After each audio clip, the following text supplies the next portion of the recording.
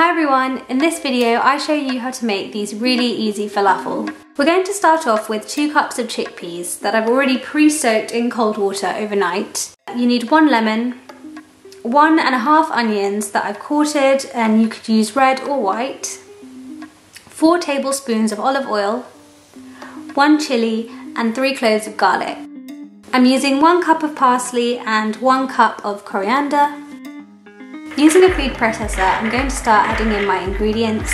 If you didn't have a chance to pre-soak your chickpeas, you can always use a tin.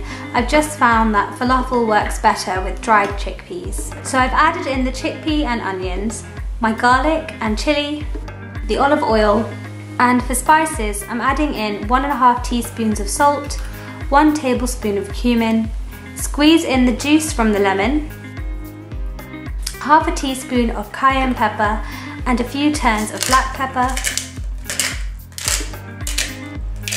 and ½ teaspoon of baking powder. Lastly, add in the coriander and the parsley.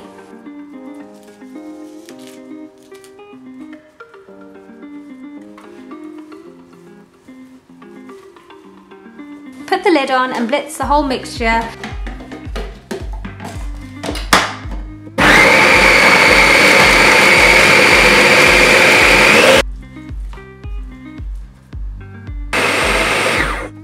And it should look something like this.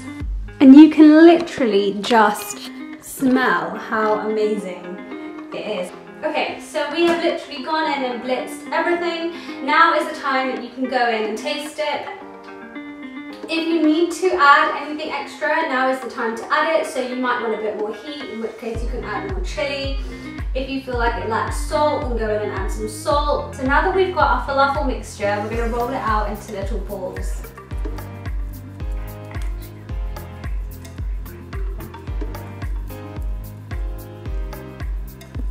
Once all the mixture has been rolled into balls, it's time to fry them.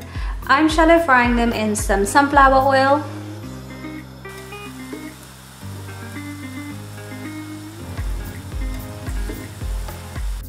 Leave them for a few minutes to turn brown before you flip them over. If you want it to be even healthier, you could always put the balls straight into the oven to bake. Once they are nicely golden on both sides, drain them onto a paper towel to soak up any excess oil. And there you go, my easy falafel.